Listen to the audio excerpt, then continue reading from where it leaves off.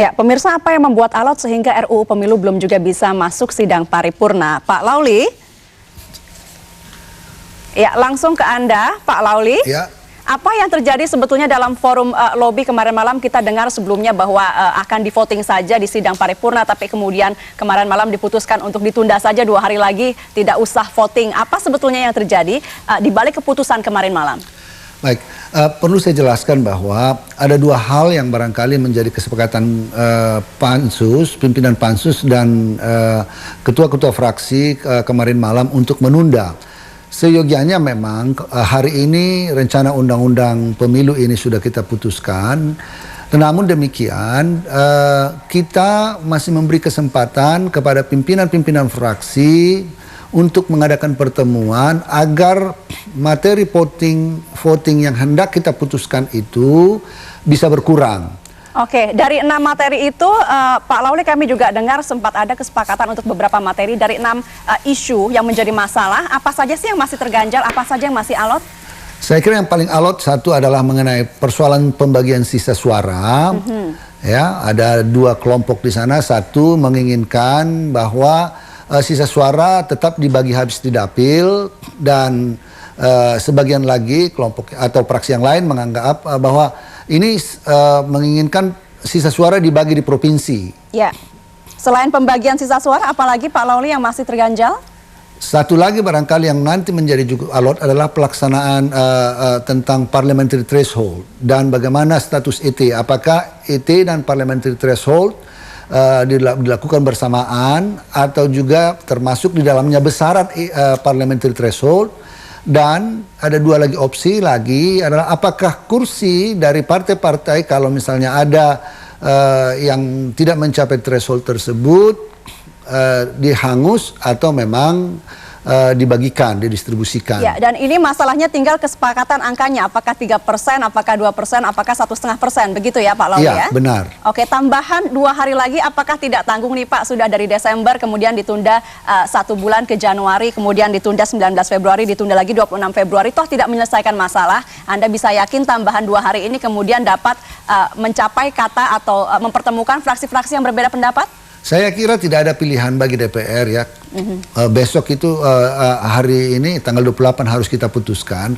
Karena sebenarnya kalau kita paksakan juga hari ini sudah bisa kita lakukan. Hanya kita memberi ruang dan waktu untuk menyusun rumusan-rumusan pilihan yang hendak di-voting itu. Supaya jangan tergesa-gesa, supaya lebih sempurna rencana undang-undang ini. Maka kita beri kesempatan untuk membuat perumusan. Kalau pada akhirnya kita voting, rumusan-rumusan pilihan yang mau di voting itu apa, jelas pilihannya. Kemudian sembari kita memberi kesempatan kepada pimpinan-pimpinan fraksi untuk mencoba sekali lagi agar mengurangi materi voting yang kemungkinan bisa kita sepakati. Kira-kira demikian. Baik Pak Lauli, saya akan beralih ke Pak Hafidz Ansori. Kemudian kalau misalnya DPR ini tertunda-tunda terus, KPU sebenarnya khawatir tidak sih? Dan apakah isu-isu yang dibahas, materi-materi yang dibahas dan diperdebatkan di tingkat fraksi di DPR, Anda rasa cukup penting atau cukup krusial kemudian untuk kemungkinan mengorbankan kepentingan yang lebih besar, semisal pemilu yang bisa dijaga tepat waktu atau tidak diundur? Jadi kalau dari sudut pandang KPU, semakin lambat RUU itu disahkan menjadi undang-undang, itu tentu sangat berpengaruh kepada persiapan-persiapan kita. Kita akan dikejar oleh waktu untuk mempersiapkan logistik, mempersiapkan verifikasi parpol dan lain-lain, itu akan tergeser semua. Jadi itu akan punya risiko yang sangat besar terhadap sukses pemilu itu sendiri. Sekarang kita sebenarnya sudah menyusun jadwal, menyusun tahapan dan juga program.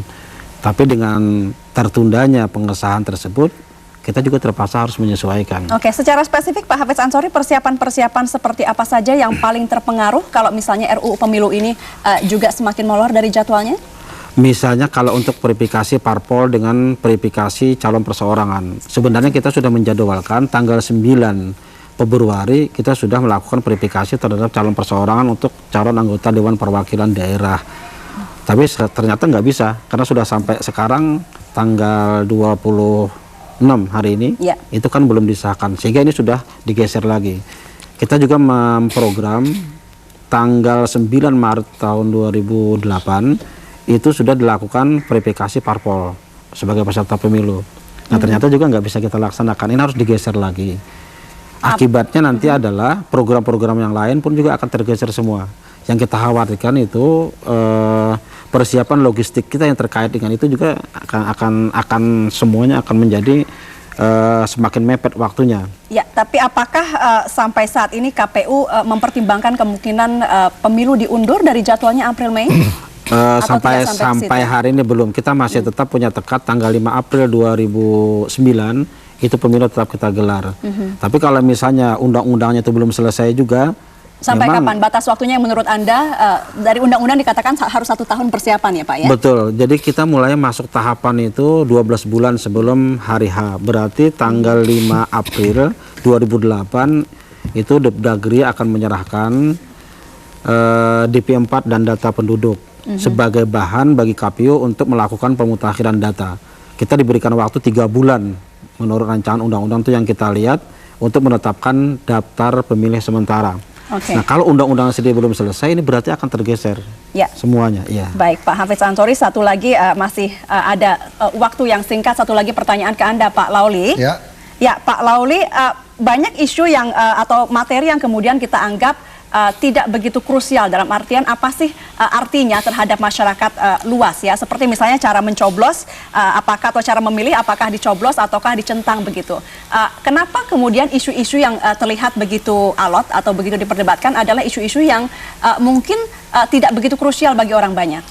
Saya kira kalau soal tanda mencoblos dan mencontreng itu, ini menyangkut juga soal efisiensi dan soal bagaimana juga kebiasaan-kebiasaan masyarakat yang harus kita pertimbangkan. Jadi kita khawatir kalau tidak cukup sosialisasi, bisa dikhawatirkan nanti ini juga bisa mengganggu kepada proses pelaksanaan pemilu yang berkualitas itu sendiri. Jadi DPR tetap merasa bahwa itu dampaknya juga akan luas terhadap masyarakat luas begitu ya? Ya, saya kira begitu. Pak Lauli, satu lagi singkat saja Pak Lauli, 28 Februari sudah bisa dipastikan di forum ini Anda sudah bisa janjikan kepada kita tidak akan molor lagi? Saya kira memang kita bisa menjanjikan itu. Ya. Baik kalau begitu. Sudah baik, pasti Pak Lauli. bisa. Terima kasih sudah bersama kami, Pak Hafiz Ansori juga terima kasih sudah bersama kami.